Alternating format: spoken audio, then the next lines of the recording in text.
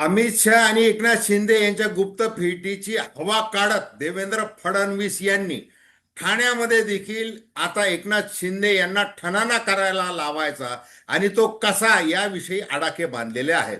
आता प्रत्यक्षात काय घडणार आहे म्हणजे जसं देवेंद्र फडणवीस यांनी काल सांगितलं की कठीण प्रश्न सोडवले गेलेले आहेत, आता फक्त सोपे प्रश्न सोडवायचे, टिक मार्क करायचं आहे. विधान परिषदेच्या निवडणुकीमध्ये जे 12+3+2 असं जे सूत्र ठरलं होतं त्याऐवजी 11+4+2 असं सूत्र ठरवायचं आणि आपल्याला जे पाहिजे ते पदरात पाडून घ्यायचं असं भारतीय जनता पार्टीने ठरवलेलं. आणि मग एकनाथ शिंदे यांचा जो 7 जागांचा, 6 जागांचा, 8 जागांचा जो आग्रह आहे तो मोडीत काढायचा. आता अमित शहा यांच्या आशीर्वादाने आपण काहीही करू शकतो असा जो भ्रम एकनाथ शिंदे यांच्या डोक्यामध्ये आहे तो आपण कसा काढलेला आहे त्याविषयी देवेंद्र फडणवीस यांनी आपली मोकळी देहबोली ही दिल्लीमध्ये व्यक्त केलेली आहे. त्यांच्या बाजूला एकनाथ शिंदे ज्या वेळेला उभे होते त्यावेळेला ते जरा म्हणजे आकसल्यासारखे होते, संकोचल्यासारखे होते. एकूणच देवेंद्र फडणवीस यांनी नेमकं काय केलेलं आहे त्याचं आपण थेट विश्लेषण करतोय. नमस्कार, जय महाराष्ट्र. मी डॉक्टर अनिल फळे.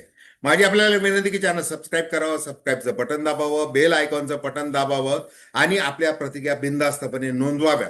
हे बघा, 17 विधान परिषदेच्या जागा, त्याच्यामध्ये रवींद्र चव्हाण, गिरीश महाजन आणि एकनाथ शिंदे यांच्यामध्ये जी पहिली बैठक झाली त्याच्यामध्ये असं जाहीर करण्यात आलं, जवळपास म्हणजे आता सूत्रांमार्फत जाहीर करण्यात आलं काय की 12 जागा भारतीय जनता पार्टीला, 3 जागा शिवसेनेला आणि 2 जागा राष्ट्रवादी काँग्रेसला. परंतु एकनाथ शिंदे यांना हे मान्य नव्हतं आणि मान्य असण्याचं काही कारण नाही आपल्याला, असं त्यांच्यावर शिवसेनेतला दबाव. मग ते ठाणे असेल, छत्रपती संभाजीनगर असेल, नाशिक असेल, परभणी हिंगोली असेल, अजून बऱ्याच ठिकाणी अशा 7 जागा आपल्याला पाहिजे. आणि मग त्यासाठी एकनाथ शिंदे यांनी 2दा खाजगी विमानाने दिल्ली गाठली. पहिल्यांदा ज्या वेळेला विमान त्यांचं उतरलं, शहांकडे ते गेले तर तिथं भेट झाली नाही. परंतु दुसऱ्या वेळेला मात्र त्यांना निरोप आला, शनिवारी निरोप आला आणि तुम्ही मला दुसऱ्या दिवशी म्हणजे रविवारी भेटा असं त्यांना सांगण्यात आलं आणि त्यांची भेट झाली. त्याच्यानंतर आता सगळी सूत्र जी आहेत आपल्याला पाहिजे तसं आपण जागा या भारतीय जनता पार्टीकडून घेऊ महायुतीच्या म्हणून आणि आपले 6-7 आमदार निवडून आणू असं ठरवलेलं होतं. परंतु त्याच्यावर काल मुख्यमंत्री देवेंद्र फडणवीस यांनी जे शिष्टमंडळ नेलं होतं सर्वपक्षीय, म्हणजे कांद्याचं, साखरेचं हे सगळं बोलत असताना तर बंद दाराआड त्यांनी अमित शहा यांच्याबरोबर चर्चा केली. आणि मग ती चर्चा झाल्यानंतर प्रसार माध्यमांना त्यांनी थेट सांगून टाकलं. काय सांगून टाकलं त्यांनी की कठीण पेपर संपलेला आहे, आता फक्त सोपा पेपर बाकी आहे, केवळ टिक मार्क करणं बाकी आहे. नाशिक आणि छत्रपती संभाजीनगरसाठी आमचा आग्रह आहे. राष्ट्रवादीने पुण्याच्या जागेसाठी मागणी केली आहे. याच 2 मुद्द्यावर सध्या चर्चा अडकली आहे. मात्र हे प्रश्न मुंबईतच सोडवले जातील, दिल्लीत आता कोणतीही बैठक होणार नाही. म्हणजे अशा शब्दामध्ये त्यांनी एकनाथ शिंदे यांना समज दिली. आणि ते सगळे जे जागा ठरवण्याचे जे अधिकार आहेत, आता अमित शहानी दस्तूर खुद्द केंद्रीय गृहमंत्री अमित शहा यांनी मुख्यमंत्री देवेंद्र फडणवीस यांना ते अधिकार दिलेले आहेत. आपण पदांचा वारंवार यासाठी उल्लेख करत नाही कारण हे राजकारण. म्हणजे आता बघा, भारतीय जनता पार्टी ज्या वेळेला असं ठरवते की आपल्याला स्वबळावर लढायचं 2029, आणि मग स्थानिक स्वराज्य संस्थांच्या निवडणुकामध्ये आपली स्वबळाची शक्ती त्यांनी दाखवून दिली. आता विधान परिषदेच्या निवडणुका आहे, मग त्याच्यामध्ये आपल्याला बरंचसं काही साध्य करायचं आहे. म्हणजे ज्यांना आपण अनेक आश्वासने दिलेले आहेत त्यांची वर्णी लावायची. अशा परिस्थितीमध्ये एकनाथ शिंदे जर अडवणूक करतील तर ठाण्यामध्ये आपण जे काही केलेलं आहे म्हणजे बविवा जे 71 मत आहेत, मग ते 71 नगरसेवक आहेत बहुजन विकास आघाडीचे हितेंद्र ठाकूर यांच्या नेतृत्वाखालची.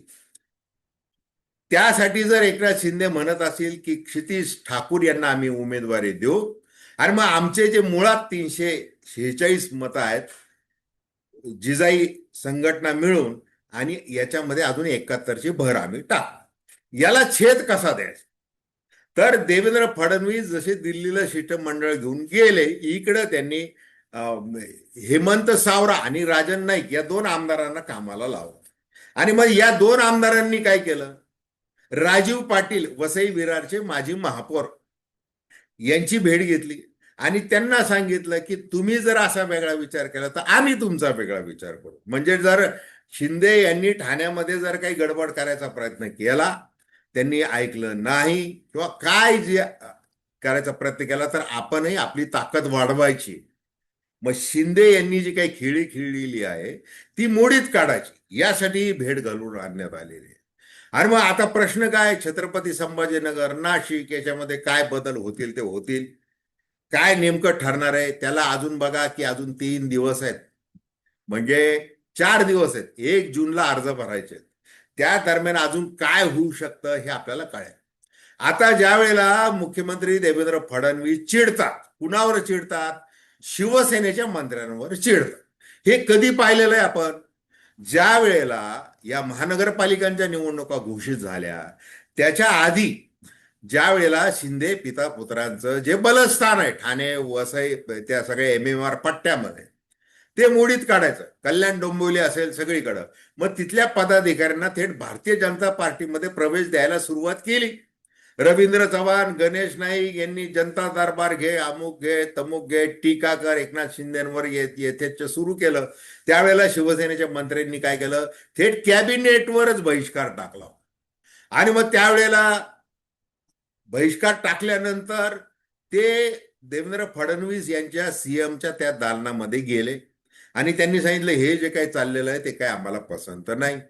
त्यावर देवेंद्र फडणवीस प्रचंड चिडले. तुम्हाला जी जबाबदारी आहे ती जबाबदारी मंत्री म्हणून ती पार न पाडता तुम्ही हे पक्षीय काय चाललेलं आहे हे काही मला पसंत पडलेलं नाही, अशा शब्दामध्ये त्यांनी खडसावलं होतं. दुसरा प्रसंग कधी झाला, ज्या वेळेला सातारा जिल्हा परिषद अध्यक्षपदाची निवडणूक झाली. एकनाथ शिंदे यांनी भर सभागृहामध्ये सांगितले की लोकशाहीचा खून आहे हा. ज्या पद्धतीने 2 जिल्हा परिषद सदस्यांना मतदानापासून रोखण्यात आलं, शंभूराज देसाई यांच्यावर त्या तुषार दोशी यांच्या सगळ्यांनी हल्ला केला, हे सगळे ती हत्या आहे लोकशाहीची. मग ती जर एकनाथ शिंदे एवढं कडक बोलू शकतात, तर मग त्यांचे आमदार मग ते विधिमंडळाच्या पायऱ्यांवर ज्या वेळेला घोषणा द्यायला लागले त्यावेळेला मुख्यमंत्री देवेंद्र फडणवीस प्रचंड चिडले होते. आता हे असं सगळं चाललेलं आहे. याचं मूळ काय आता, की मुख्यमंत्री पदासाठीची स्पर्धा ती जून 22 पासून सुरू झालेली आहे. आता नाईलाज म्हणून त्यावेळेला देवेंद्र फडणवीस यांना ऐकावं लागलं, उपमुख्यमंत्री व्हावं लागलं, मी बाहेर राहील, संघटनेचं काम करेल वगैरे, ते सगळं बाजूला ठेवावं लागलं. त्यावेळेचे राष्ट्रीय अध्यक्ष JP नड्डा यांनी ट्विट करून सांगितलं की देवेंद्र फडणवीस हे उपमुख्यमंत्री म्हणून शपथ घेतील, विषय संपला. तेव्हापासून हे सुरू झालेलं आहे. बरंच काही दरम्यानच्या काळामध्ये घडलेलं आहे, त्यावर आपण सातत्याने बोलत असतोच. आता या शेवटी जाता जाता एक सांगता येईल की देवेंद्र फडणवीस यांनी अमित शहा हे जे काही चाललं जातं सगळं शिवसेनेकडून, त्याच्यावर सुद्धा मी रामबाण इलाज काढू शकतो अशा पद्धतीने आपल्या कृतीतून दाखवून दिलेलं आहे, एवढंच. तर धन्यवाद. हा व्हिडिओ आपल्याला आवडला असेल अवश्य शेअर करा, सबस्क्राईब करा आणि आपली प्रतिक्रिया बिनधास्तपणे नोंदवा. धन्यवाद.